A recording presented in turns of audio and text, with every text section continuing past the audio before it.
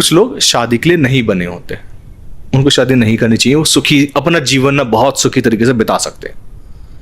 कुछ लोग शादी के लिए बने होते हैं, उन जो लोग शादी के लिए बने होते हैं उनके लिए फिर चॉइसेस पिकअप होते हैं कि आपका एनर्जी ये आपको ऐसे हस्बैंड या वाइफ मिलने वाले हैं, आप उस पर फोकस रखिए, कहीं और नहीं देखना। तो आपका जो ये क्वेश्चन है ना कि हमें क्या मल्टीपल लोगों के साथ इन्वॉल्व होना चाहिए पहली चीज, या इन्वॉल्व होना भी चाहिए नहीं होना चाहिए।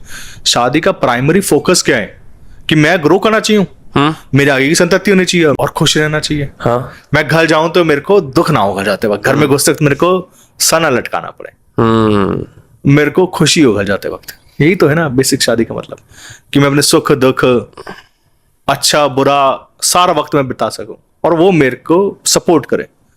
हस्बैंड है तो वाइफ को और वाइफ है तो हस्बैंड को, हर एरियाज को। और अगर इसके अपोजिट होने लग जाए कि घर जाते ना आपको लड़ाई झगड़ा करने को मिले, सुनने को मिले, आपको खाना खाना भी हावी हो जाए आप पे, आपको क्या लगेगा? आपको शादी करनी चाहिए? फिर आप बोलोगे मेरे को शादी नहीं करनी चाहिए थी यार, वो ज्योतिष ने कौन सा कुंडली मिलाया था, गुण मिलाए थे।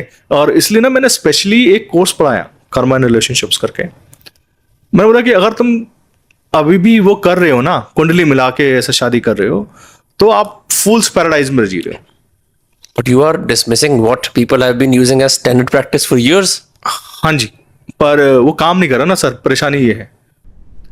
एज ए एस्ट्रोलॉजर कभी तो अपने आप से सच्चाई पूछनी पड़ेगी ना वापस पूछनी पड़ेगी ना विनम्र। अगर नहीं करोगे तो आप इररिलेवेंट हो जाओगे।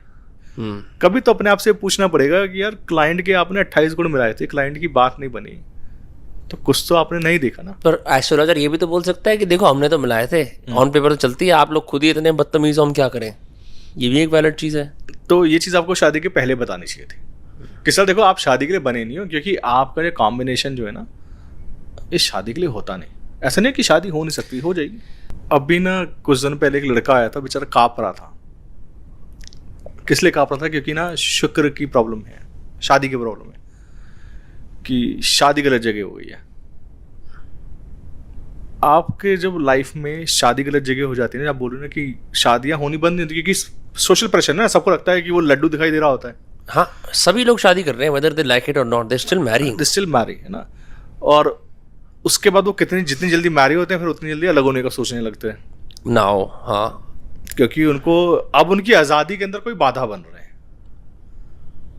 अब कोई उनको ये बोल रहा है कि देखो I expect these things from you,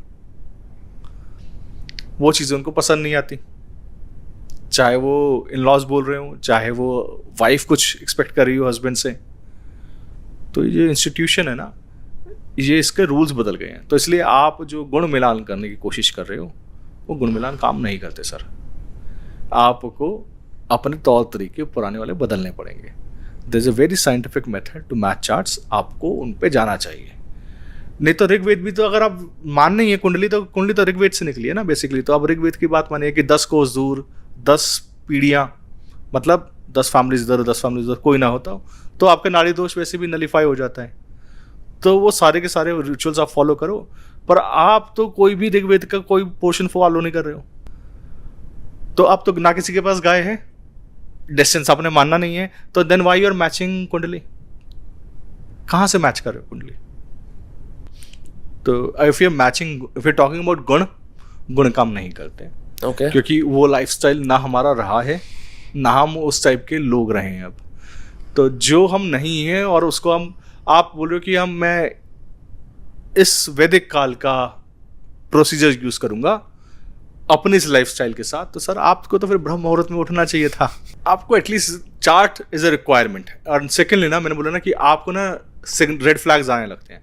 आपको देखने लगता है आप इस बंदे से मिलने के बाद मेरी लाइफ ऊपर जा रही है या नीचे जा रही है, ये एक्सट्रीमली, ये बंदा मेरे को इससे मिलने के बाद मेरे को ड्रेन हो रहा है, तो मेरे को खुशी महसूस हो रही है। ये तो आप किसी से भी मिलकर बता सकते हो ना। अगर आप कोई भी बात अपने पार्टनर के सामने मुंह पे नहीं बोल सकते, आपको लग रहा है कि ये ऑफेंड हो जाएगा, तो पार्टनर कभी होता ही नहीं कि वो जो ऑफेंड हो जाए, क्योंकि आपको उसके साथ जिंदगी भर रहना है। और जिंदगी भर रहने के लिए ना आपको बहुत क्लियर होना पड़ता है कि यार ये बंदा राइट है। People are already in those marriages. What can they do given this knowledge of Vedic astrology? तो उसके लिए फिर रेमेडीज पार्ट आता है. तो फर्स्ट थिंग इज प्रिकॉशन, कि आप ना पहले से समझ जाओ कि यार ये मेरा चार्ट है, this is what is suppose to happen, this is what I am going to get. अगर ये एक्सेप्टेबल है तो मैं शादी करता हूँ. आपको पहले कोई बता देगा शादी करना ये होना है, बाकी आपकी इच्छा है.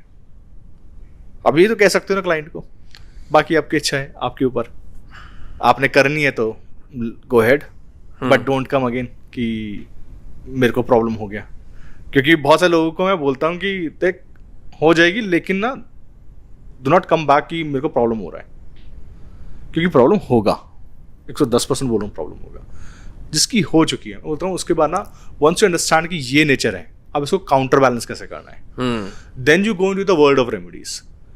कुछ लिमिट तक, कुछ हद तक, और स्पेशली जो पीक टाइम पीरियड्स हैं उन दशाओं के, जहाँ पर वो एक्सट्रीमली ट्रबल सम होगा, वहाँ पर यू टेक प्रिकॉशंस.